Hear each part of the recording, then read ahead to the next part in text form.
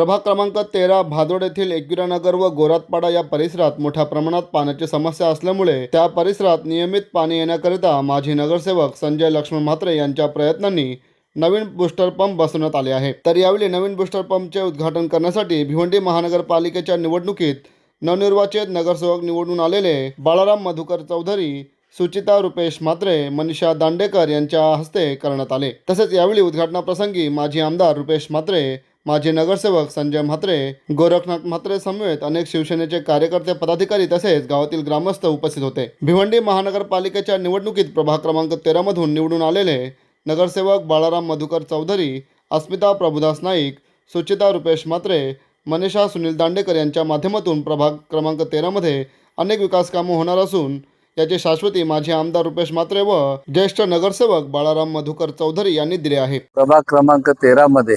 यापूर्वी देखील आणि आता देखील जे प्रभागाचा विकास आहे तो करण्यासाठी या इथले नगरसेवक जे मागील अनेक वर्ष या ठिकाणी काम केलेले आहे असे सन्माननीय बाळाराम चौधरी साहेब असतील, संजय म्हात्रे, आज त्यांच्याच माध्यमातून या ठिकाणी हा बूस्टर पंपाचं जे पाण्याची समस्या होती, गोरातपाडा खाली दत्तू नगर असेल, एकविरा नगर असेल, या तिन्ही पाड्यांमध्ये जो पाण्याचा प्रेशर कमी येत होता, खरं तर तो ऑलरेडी पाणी आहे, पाणी त्या सर्वांना दिलेलं आहे, परंतु तरी प्रेशर कमी होता, तो प्रेशर आज वाढवण्याचं काम या ठिकाणी बूस्टर पंप लावून करण्याचं काम संजय म्हात्रे यांनी केलेलं आहे। आणि निश्चितच ज्या ठिकाणी अशा अडीअडचणी आहेत, ज्या ठिकाणी कामं अपेक्षित आहेत ती करण्यासाठी ही सर्व मंडळी, आताचे नवनिर्वाचित नगरसेवक आहेत, सर्व जण या ठिकाणी निश्चितपणे ते काम करतील आणि या प्रभागामध्ये कुठलंही काम शिल्लक राहणार नाही यासाठी आमचे सर्वांचे प्रयत्न असणार आहेत आणि त्यासाठी आम्ही सर्वजण एकत्रितपणे काम करून या प्रभागाचा विकास निश्चितपणे करू। संपूर्ण राज्यामध्ये आपण पाहिलेले आहे की माननीय एकनाथजी शिंदे साहेब मुख्यमंत्री असताना जो कामांचा धडाका आणि ज्या पद्धतीचा निधी त्यांनी विकास कामाला उपलब्ध करून दिला, मला वाटतं इतिहासात त्याची नोंद होईल। अशा प्रकारे संपूर्ण महाराष्ट्रात चांगल्या प्रकारचा निधी देऊन विकास काम झालेलं आहे। आता देखील तसंच काम महायुतीच्या माध्यमातून सन्माननीय देवेंद्र फडणवीस साहेब असतील, सन्माननीय एकनाथजी शिंदे साहेब असतील, ते चांगल्या पद्धतीचा निधी देऊन चांगल्या प्रकारची विकास कामं करून आज दाखवून दिलेलं आहे की सर्व ठिकाणी जे आहे महायुतीचं सरकार आणि महायुतीची सत्ता देखील स्थापन करण्यासंदर्भामध्ये जनतेने कौल दिलेला आहे। आणि जनता कौल तेव्हाच देते जेव्हा विकास कामं झालेली असतात। विकास कामं मोठ्या प्रमाणात झाल्यामुळे आज जनता महायुतीच्या बाजूने आहे आणि तशाच पद्धतीने सगळ्या ठिकाणी ज्या नगरपालिका आज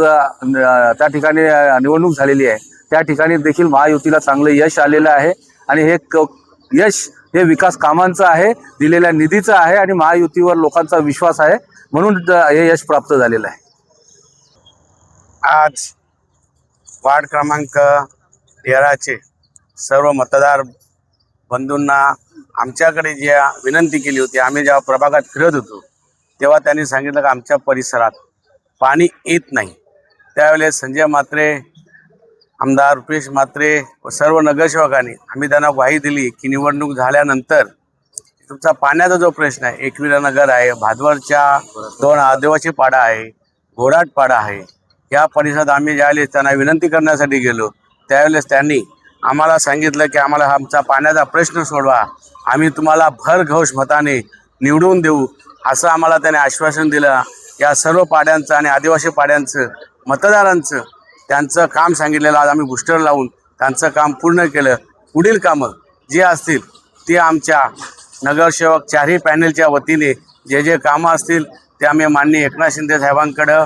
महानगरपालिका निधी उपलब्ध नसली तर आम्ही सर्व नगरसेवक, माझे आमदार संजय म्हात्रे यांना एकत्र येऊन साहेबांकडे जाऊन आम्ही मागणी करू आणि ती निधी उपलब्ध करून आणू आणि सर्व वार्ड क्रमांक 13चे